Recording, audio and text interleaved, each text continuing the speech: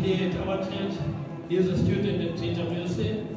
We have been with him here at our church, I think, for 2 years, if I'm not mistaken, if not 3. But Kankulu Bazavane, he was involved in our afternoon service.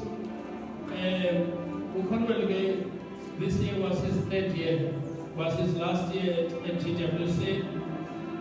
So today, it's his last sermon. Namhlanje lapha kunye nathi eNkozweni up in Cape Town. In few weeks, in 2 weeks to come, or 1 week, or and Zaspa he will be going back to Zimbabwe.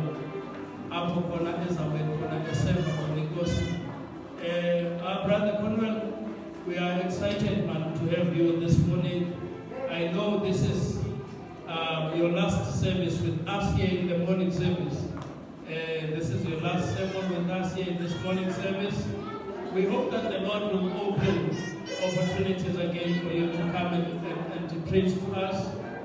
So, yeah, please join me, Bazalwane. Simamkele umzalwane wethu ezisiza ngaphambili ezalobhutbeki. Sikhubeke sithi Shaddai, you are everything to me, as our brother is coming up front to give us the word of God.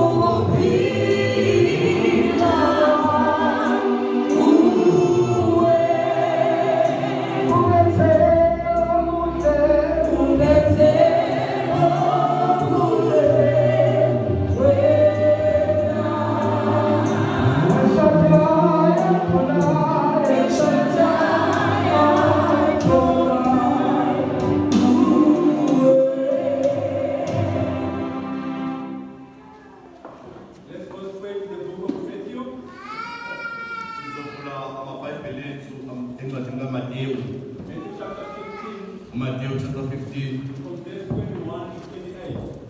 verse 21 to verse 28. Matthew 15, chapter verse 21 to verse 28. Verse 21 to verse 28. I'll read in English, then we'll read in Xhosa. Verse 21. Leaving that place, Jesus withdrew to the region of Tyre and Sidon. uJesu ephuma lapho wemuka waya emaphandleni aseTyre naseSidoni. A Canaanite woman from the vicinity came to him, crying out, Lord, Son of David, have mercy on me. My daughter is demon-possessed and suffering terribly. Bheka kwavela emakhalweni yakhona wesifazane waseKhanani wakhala wathi, ngihawukele Nkosi, ndodana kaDavide, indodakazi yami ikhelwe kabi idimoni. Jesus did not answer a word. So his disciples came to him and urged him, send her away, for she keeps crying out after us. Kepha akamphendulanga ngizwi. Base besondela kubafundi bakhe, bamncenga bathi, mumukise ngokubuya khala emva kwethu. He answered, I was sent only to the lost sheep of Israel. Kodwa waphendula wathi, angithunyelwanga kwabanye kuphela ezimbini ezilahlekileyo zendlu yakwa-Israyeli. The woman came and knelt before him. Lord, help me, she said. Kepha wayeseza wakhuleka kuye wathi, Nkosi, ngisize.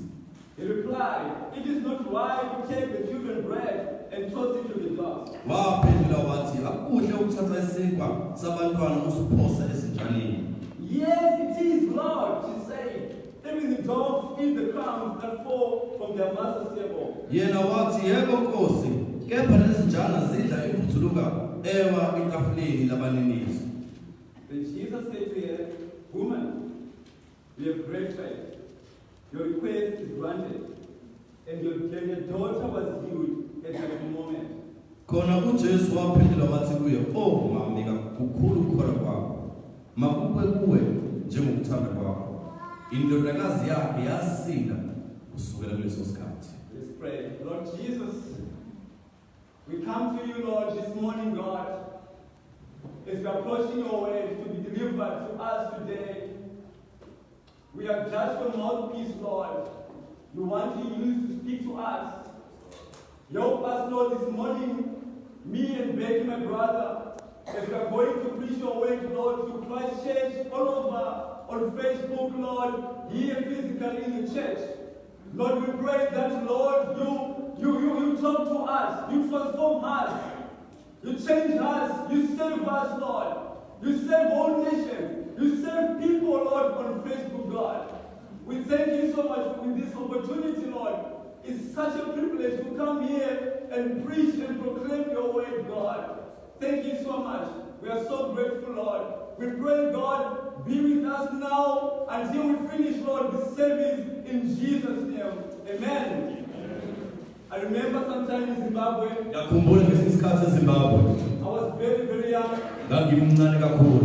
My mom prepared a delicious meal.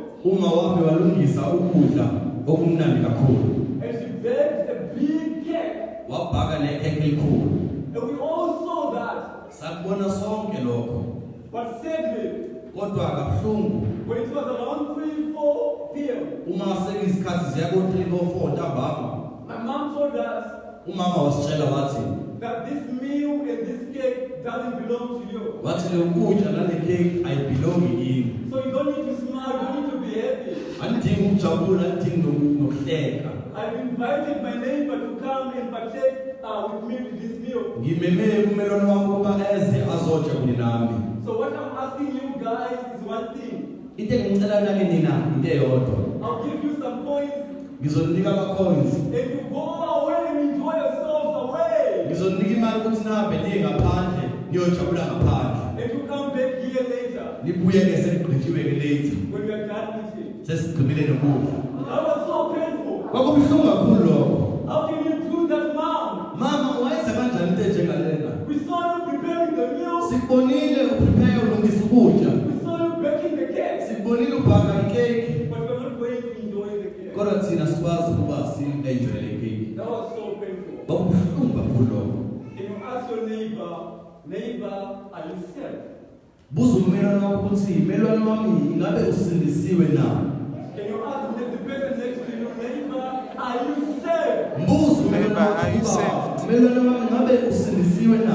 That is my theme for today. Christ Church, are we saved?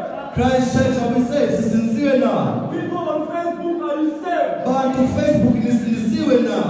Here in this passage, we see something interesting. We see before chapter 15, Jesus did a lot of things. Jesus healed so many people. He healed people with demon possession. He healed the paralytic man. He healed everyone who came to you. You came to him for salvation. He healed everyone who came seeking for help. And now in this chapter 15, before Jesus withdrew from Israel nation, we saw the Pharisees, the scribes, sibona abaFarisi sibona ama-scribes coming to him with questions about food. beza kuye bezobuza umbuzo ngokudla. How can your disciples eat with their hands and wash hands? Bangatya kanjani abafundi izandla bengazange bazihlamba? And he's telling them what matters is in the heart, Uthi uYesu okubaluleke kakhulu okusenhlizweni, not what you see outward. hayi lokho enikubona ngaphandle. And now Jesus, uYesu because of all those questions, ngenxa yonke lo mbuzo he decided to withdraw from Israel, wakhetha ukuba asuke ka-Israyeli going to another country aye kwelinye izwe that is not Israel, lelo ngasilelo kwa-Israyeli. but a Gentile nation. Isizwe lesayisona isizwe sabantu bezizwe. A nation that a Jew was not allowed to enter. UmJuda wayengavumelekile ukuba angene kulesi sizwe. Here we saw in verse 21 is called Tyre or Sidon. Indawo ebizwa ngokuthi iTyre neSidoni. It's a small country, Indawo encane kakhulu, but it's not an Israelite nation. kodwa ayisindawo engaphansi ka-Israyeli. It's a non-Jewish nation. Indawo engesiyo eyabantu abangamaJuda. A Jew was not allowed to enter a Gentile nation. UmJuda wayengavumelekile ukuba angene kule ndawo yalesizwe. But Christ is proving the point uYesu prove point that salvation is for everyone. ukuthi insindiso ngeyabo bonke abantu. I'm not bound only in my country, Akabophelekile ku-Israyeli kuphela. but salvation belongs to everyone. I-salvation noma insindiso yabo bonke abantu. From Cairo to Egypt, Kusukela eKhayilo eGibhithe, from Zimbabwe to the USA, eZimbabwe kuya-USA, salvation is for everyone. insindiso yabo bonke abantu. God who comes for salvation will receive it. Labo abeza bezofuna insindiso bazoyifumana. And we see a woman running towards Christ. Sibona owesifazane eza kuYesu, He's not just calling Jesus, akambizi nje ngoYesu, but he's using the title Son of David. usebenzisa isihloko esithi ndodana kaDavide. Have mercy on me. Ngihawukele. Why this title Son of David? Yini lesi sihloko sokuthi indodana kaDavide? Because every Jew Ngoba wonke umJuda understood that Jesus is the Son of David. wayeqonda ukuthi uYesu indodana noma unyana kaDavide. He came from a man of David Uqhamuka kulayini noma kwi-generation yakaDavide. who was prophesied in the Old Testament. Owayethandisiwe noma owayeprofethiwe kwi-Old Testament. That someone is going to come. Ukuthi khona ozoza. His name will be Jesus, Igama lakhe nguYesu, Son of David. indodana kaDavide. He will come to anoint everyone. Uzoza ukuzogcoba bonke abantu. He will come to serve the world. Uzoza ukuzohlangula ihlabathi. So probably the news reached this woman. Iy'ndaba-ke zaspreda zafika nakuleli lizwe lalowesifazane. She heard about Jesus. Wezwa ngoYesu. She heard about the miracles Jesus did. Wezwa ngemangaliso uYesu azenzileyo. And now she heard Jesus has arrived in my country. Wezwa ukuthi uYesu ufikile endaweni yethu. That is a great opportunity for me, this Jesus. Wathi akusibe ithuba lokuthi ngiliphutheleli lokuba ngiphoswe nguYesu. I'm not going to live on my own. Angeke ngihlale ngingedwa. But I'm going to tell you my problem. Ngizohamba ngikuxelela iy'ngxaki zami. And you bring the problem to Jesus. Uyeza kuYesu ne-excitement uzoletha iy'ndaba zakhe. Son of David. Indodana kaDavide. Have mercy on me. Ngihawukele. My daughter is not well. Indodakazi yami ayiphilanga. Have mercy on me. Iba nomusa ngihawukele. That's what we hear in verse 21. Yilo masizama verse 21 And verse 22. and verse 22. And 23 says, Uverse 23 uthi, but Jesus answered yet, kodwa uYesu wamphendula wathi, not a word. akaphendulanga ngazo thula uYesu. This is so. Kubuhlungu kakhulu lokhu basabana. She's telling Jesus your problem. Uze kuYesu uzomxelela iy'ngxaki zakhe nge-excitement. There's no way. Alekizwe. Maybe we all did that here in this church. Bakhona abanye bethu kule ndawo abakwenza lokho. At one point, we had a big problem. Kwesinye isikhathi saba nengxaki enkulu. But we told him our problem. Sahamba samxelela iy'ngxaki zethu. But it seemed to be so silent. Kubonakala ngathi uthule. We questioned ourselves, where is this God? Siyibuza ukuthi uphi uThixo?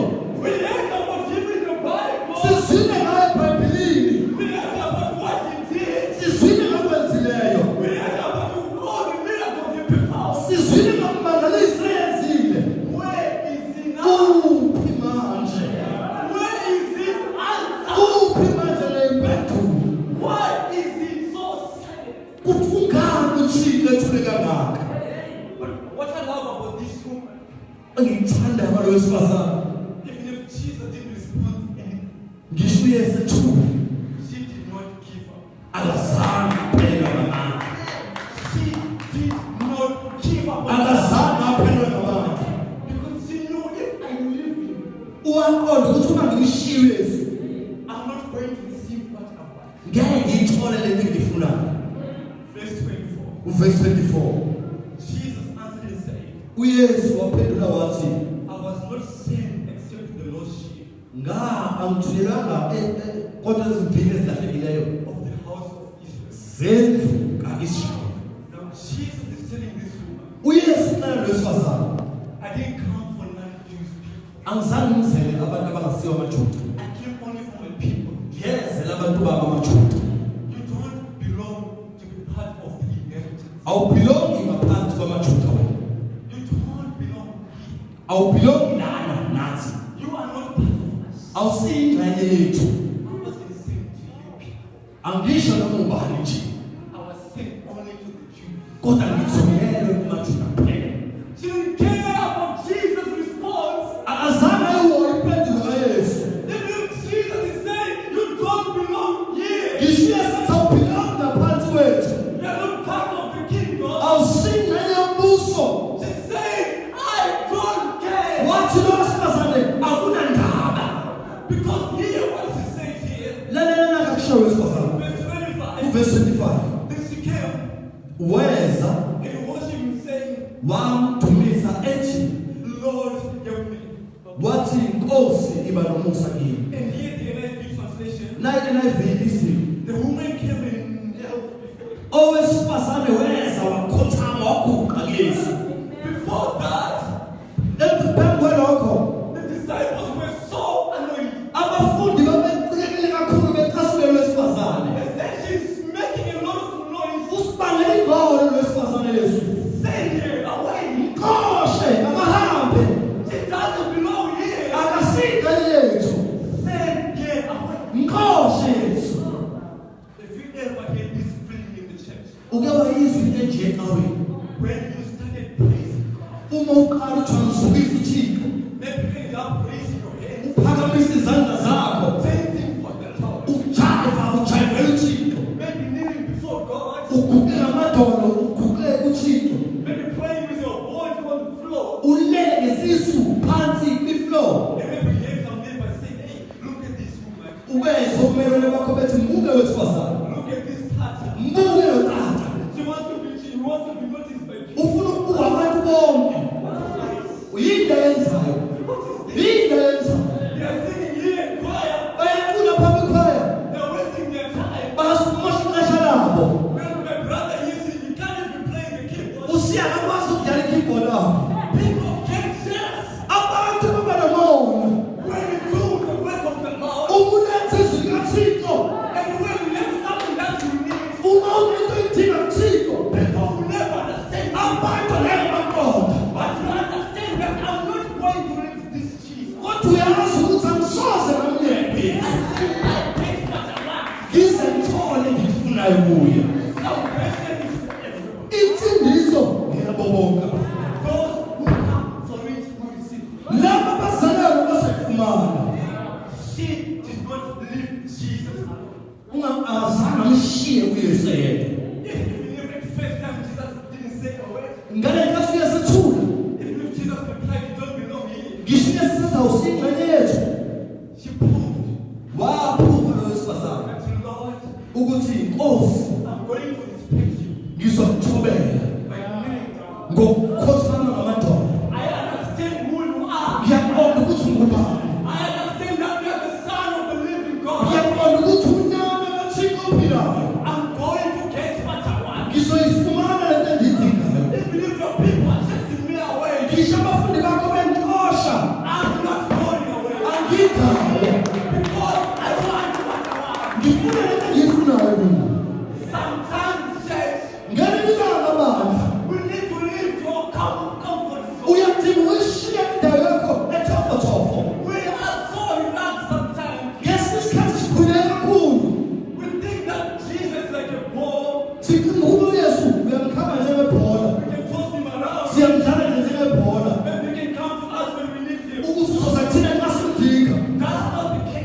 Asinyanisa leyo. Sidinga ukuya kuYesu. Look for Jesus. Khanda kuYesu. Ngokusithanda sonke. He doesn't choose people. Akabakhetha abantu. He loves everyone. Uthanda wonke umuntu. From Amanas, From Hermanas. came to the end, Uyasunatali. Japan, Tuyathawini. Zimbabwe. Uyezimbabwe. We need to come to Jesus. Sidinga ukuza kuYesu. Jesus for everyone, Ngoba uYesu lo wonke umuntu. not for one person. Akasiyo umthwalo. Now, Manje Jesus said, uYesu yaphendula uthi it is not good to take the children's bread akukuhle ukuthatha isinkwa sabantwana and throw it to the dogs. usinika izitshalo. He is even referring to this woman as injured Uthi lo wesifazane uyayidoga.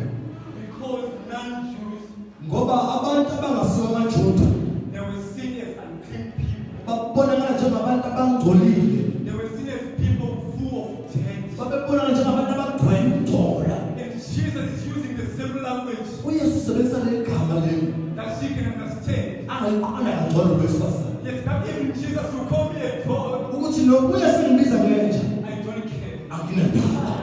because I need your blessing. Ngoba ngiyasidinga isibusiso sakho. I know, yes, your priority is on the Jews first, Ngiyazi ukuthi yebo uzela abaJuda kuqala. but I also want to be part of the kingdom. Kodwa ngiyafisa ukuba ingxenye yombuso. I want to be part of the Ngifuna ukuba ingxenye yombuso. kingdom. And what she's replied is very interesting. Lalela impendulo yesifazane. She said, yes, Lord.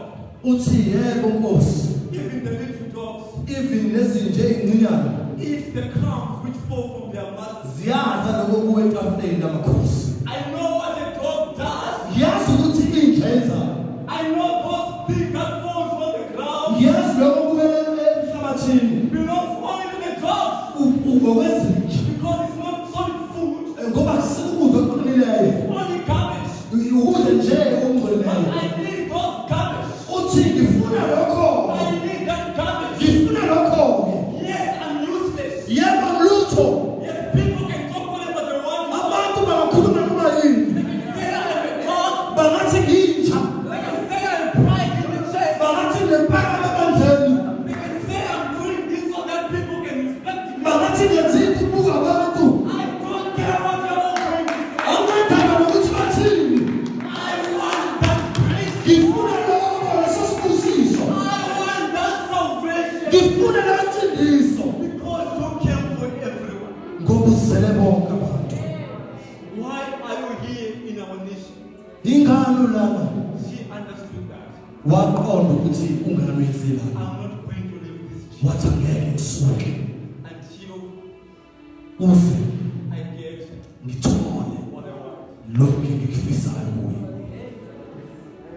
Verse 27. Verse 26. Amen. She said, even the dogs in the palms Wathi nezinja ziyadla that fall from their master's table. lokho kuwela etafuleni lamakhosi. 28. U28 bazalwane. Jesus said to her, Uthi uYesu kuye woman, wesifazane be of great faith. kukhulu ukukholwa kwakho. Your request is granted. Makube kuwe njengokuthanda kwakho.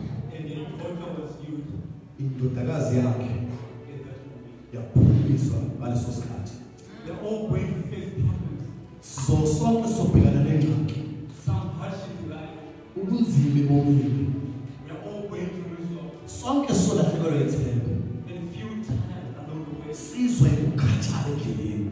The question is, Umbuzo uthi what do you do wenzani when you lose hope? ulahlekelwa ithemba? Where do you go Uyakubani when you lose strength? uma ulahlekelwa amandla? When life seems to be unfair, Uma ubomi bubuka ngathi abuthembekile, where do you go? uyaphi? The choir sang a song here Ikhwaya iculo umculo apha that says, "Yeah, good thunder, that says I love you. I love you." I love you Lord. Ngiyamthanda Nkosi. Today, Namhlanje God is seeking for people with that attitude. uThixo ufuna abantu abanaleyo attitude enjalo. That yes, Lord, and Lord is happy.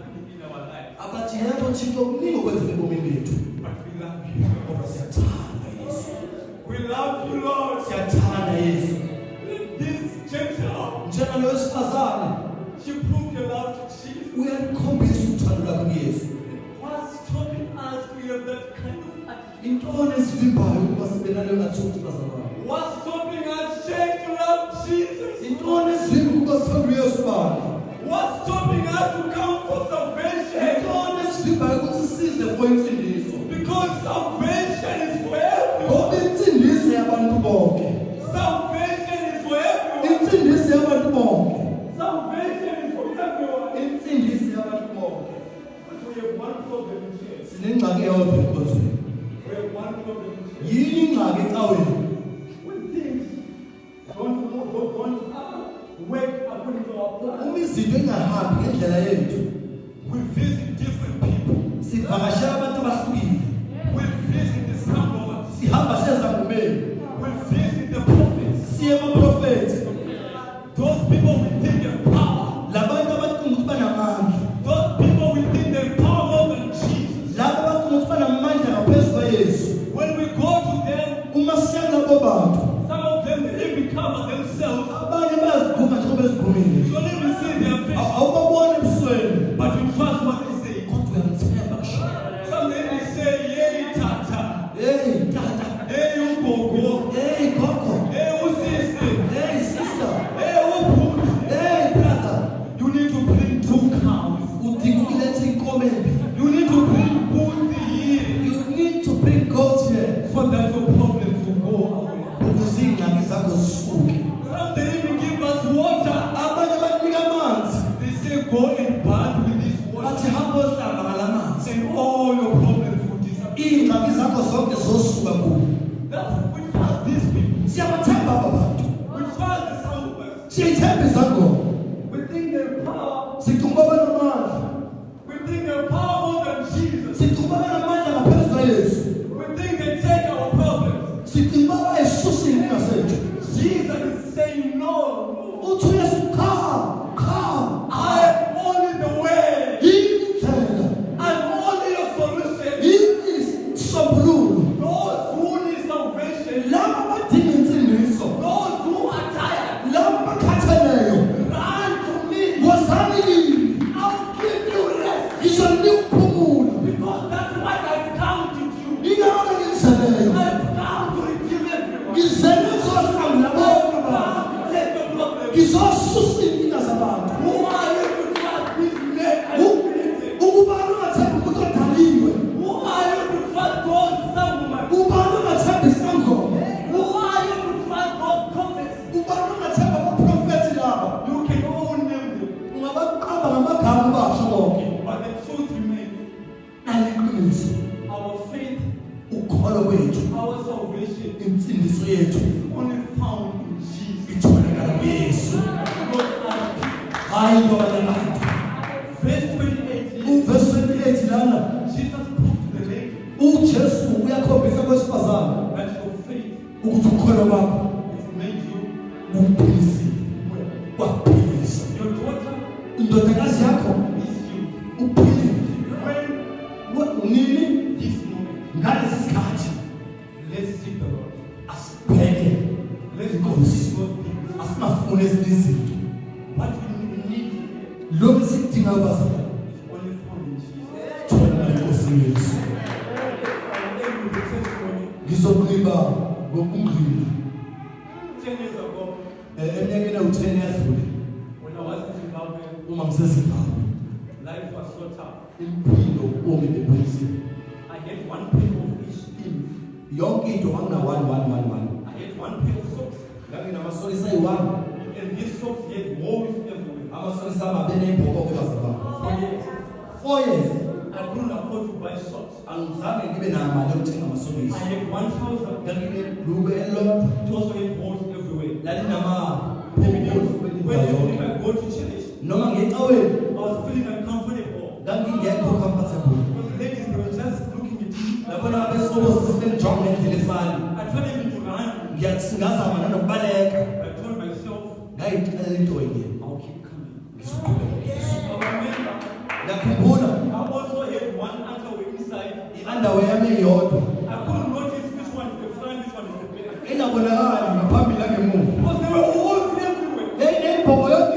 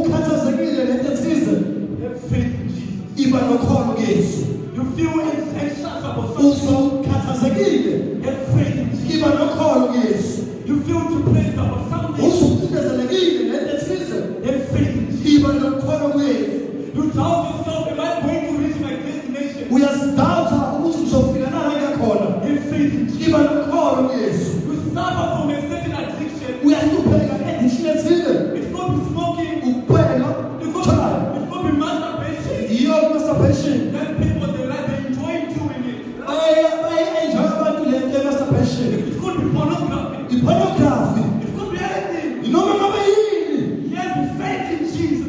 iba nokholo kuyesu You are worried about your health. ukhathazekile ngokuphila kwakho Have faith in Jesus. iba nokholo kuyesu You have financial problems. unengxaki zemali Have faith in Jesus. iba nokholo kuyesu Your relationship with your children is not working. ubudlelwano bakho nabantu bakho abusebenzi They don't listen to you. abamameli They don't love you. abakuthandi Have faith in Jesus. iba nokholo kuyesu Your relationship with your partner, your marriage is not good. ubudlelwano bakho nophathina bakho emshadweni bukho buhle But have faith in Jesus. iba nokholo kuyesu There is conflict in your marriage. ukhona ingxabano emshadweni Every day you are arguing. mina busuku kuyakhathwana Have faith. iba nokholo kuyesu Your relationship with your neighbor ubudlelwano nomelwane wakho is not alright. akukho buhle Have faith. iba nokholo kuyesu Your relationship with your boss at work ubudlelwano bakho nebhosi yakho emsebenzini is not alright. ayikho right Have faith. iba nokholo kuyesu You failed your degree.